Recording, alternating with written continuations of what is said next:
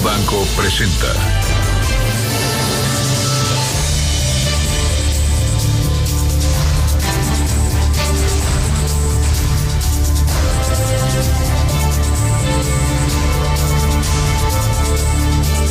Siete con 48, ya estamos en nuestra sección Cibanco y aquí se encuentra conmigo en la mesa de la primera emisión Manuel Somoza, presidente de inversiones de Cibanco. Querido Manuel, ¿cómo estás? Pascal, muy bien, buenos días. Bueno, Manuel, ¿cuál es el peligro real de no continuar en el TLC o que Trump imponga aranceles a algunas de nuestras exportaciones? Sí, yo ayer platicaba contigo y te decía que las tres amenazas que existen sobre el peso, por ejemplo, ¿no? Para hacerlo más gráfico, es en primer lugar el Telecán, en segundo lugar el incremento en las tasas de interés y en tercer lugar las políticas en materia de finanzas públicas que tome quien llegue al nuevo gobierno en nuestro país.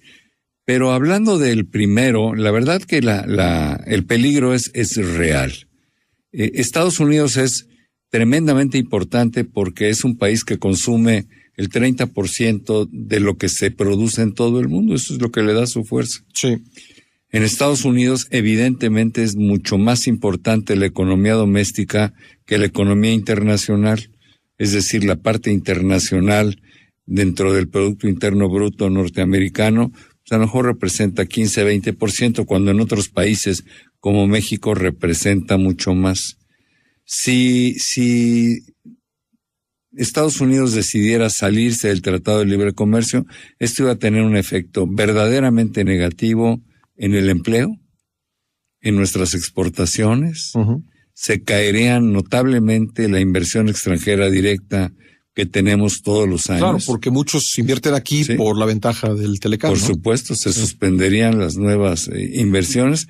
En fin, sí sería un escenario francamente muy malo que nos iba a pegar muy duro al crecimiento durante algunos años. A ver, dime esto, sea quien sea el próximo presidente de la República, ante este escenario, ante la posibilidad de que Donald Trump se salga del Telecán con las consecuencias que tenga para Estados Unidos, claro, ¿al próximo presidente se le podría caer la economía? ¿En México? Sí. Por supuesto. Bueno, por supuesto. Sí, no, la verdad que durante unos años, como hemos dicho, no nos mata el que nos cancelen el Telecán, pero sí nos puede lesionar en forma muy seria. Sí. Nos retrasa muchos años en nuestro proceso de crecimiento. Sería francamente nefasto para la economía mexicana. ¿Tú coincides con esto de que Estados Unidos pierde un brazo saliéndose del Telecán, pero México pierde las dos piernas? Sí, evidentemente quien más pierde en todo esto sería México. Uh-huh. Estados Unidos, claro que también pierde, se estaría dando un balazo en la pata, uh-huh, pero a nosotros nos estaría cortando las dos piernas, ¿no?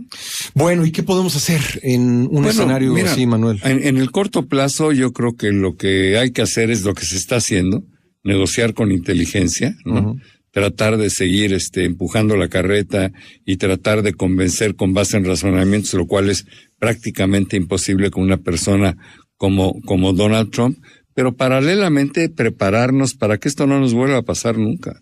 Tenemos que voltear a ver al mundo como tal, tenemos que voltear a ver a Europa, tenemos que voltear a ver a Asia, debería el gobierno, claro, es muy tarde en esta administración, pero se debería de hacer un pacto concreto con la iniciativa privada y presentar estrategias muy precisas para empezar ya a dar los pasos necesarios para abrir los mercados europeos y asiáticos.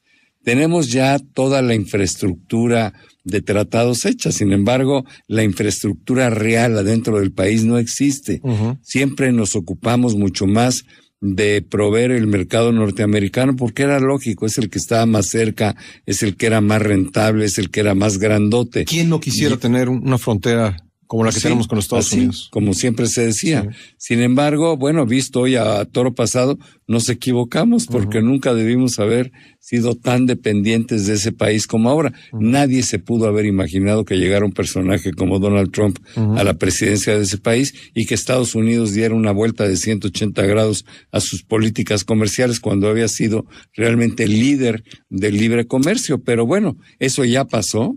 no podemos permitir que nos pase y hay que empezar a abrir mercados, lo cual nos va a tomar muchos años. Pero en la medida en que empecemos, en esa medida vamos a empezar a adelantar. ¿Y qué mercados tendríamos a la mano? Evidentemente Europa, pero... Asia también. Asia también. Y yo creo que algo se podría hacer en Centro y Sudamérica, sí. ¿no? Sí, ahí lo que pasa que a veces parece ahora, que somos años, redundantes, ¿no?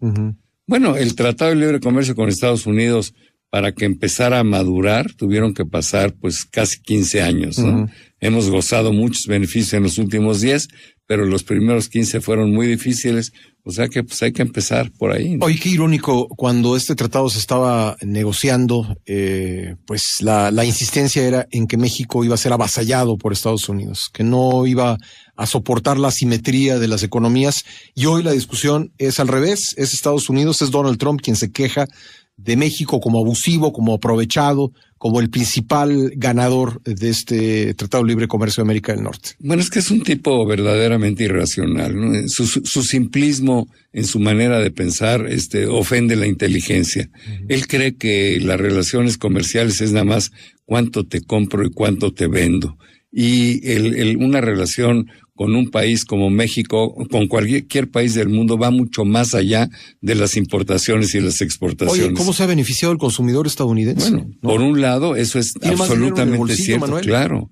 Pero además, cuando te pones a ver cuánto le exportamos de manufacturas a Estados Unidos, pues casi 300,000 millones de dólares, el 80% de las plantas que exportan hacia allá son plantas estadounidenses. Sí. Entonces, ¿cuál es el problema? Sí. Son plantas que están ganando dinero con su inversión en México, que están pagándole dividendos a sus accionistas. Hemos hecho que crezca las empresas norteamericanas, no importa dónde estén ubicadas, ha sido un gran negocio para ellos. O sea, el déficit es una consecuencia de veras que no se debería de tomar en cuenta. Cuando se toman todas las cosas en forma global, los beneficios que ha recibido Estados Unidos son enormes, porque si no hubieran hecho eso, pues entonces las fábricas serían japonesas o alemanas o de no sé dónde, pero no, la mayor planta industrial que tenemos en este país es de origen estadounidense y ellos se benefician de ello, ¿no? Oye, dime una cosa, si somos menos capaces de atraer inversiones en el escenario que tú planteas y exportamos bastante menos de lo que exportamos hoy, ¿cuál es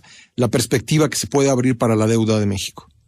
Bueno, pues es complicada. A ver, si nos pegan en los flujos de capital, pues nos pegan en las finanzas públicas. Por eso yo siempre he dicho que tenemos que ser austeros, tenemos que tener el cinturón muy amarrado, tenemos que buscar a toda costa tener un superávit fiscal para poder reducir los niveles de deuda, porque eso es lo único que nos va a defender en este proceso de agresión comercial, pero no olvidemos también el proceso de alza en las tasas de interés. Claro. O sea que México está en una posición muy vulnerable y tenemos que echarle todo lo que tengamos enfrente para tener finanzas públicas sanas. Yo creo que esa es la clave. Yo no sé si los tres candidatos lo entienden, hay dos que creo que sí lo entienden, el otro no sé si lo entienda tanto, pero con eso no se puede jugar. Todavía tenemos el equivalente de 100,000 millones de dólares invertidos en pesos, en bonos del gobierno mexicano, en manos de extranjeros, que si nos bajan la calificación es dinero que se puede ir. Y no te platico a dónde nos pone el tipo de cambio. Claro. Ese dinero entró a México del 2008 al 2014, buscando mejores rendimientos, vinieron, vendieron sus dólares, recibieron pesos, con esos pesos compraron bonos, y esos bonos se han mantenido el saldo desde el 2014. Claro, en dólares hoy vale mucho menos por la devaluación del peso. Sin embargo, no se ha movido un solo centavo de eso. Es fundamental que esos fondos se queden ahí en beneficio de la estabilidad económica de México. Bien, Manuel, finanzas públicas sanas para el país y para las finanzas personales, para la construcción del patrimonio, para aprovechar los consejos de Cibanco. ¿En qué teléfono te podemos encontrar? Sí, yo mantendría la diversificación que hemos venido recomendando. Creo que la mantendría a lo largo de todo este año, porque está lleno de peligros todavía el segundo semestre, gane quien gane, independientemente del candidato. Para mí es más importante el tema del Telecán y el tema de las tasas de interés, entonces yo diversificaría bien entre pesos y dólares. Que nos llamen al 1100-1586 y con gusto ahí les contestamos y les decimos qué pensamos y a dónde pueden ir los mercados hacia fin de año. Manuel Somoza, muchas gracias. Gracias a ti, Pascal. Gracias. Manuel Somoza es el presidente de inversiones de Cibanco. 7:58, una pausa, regresamos con más.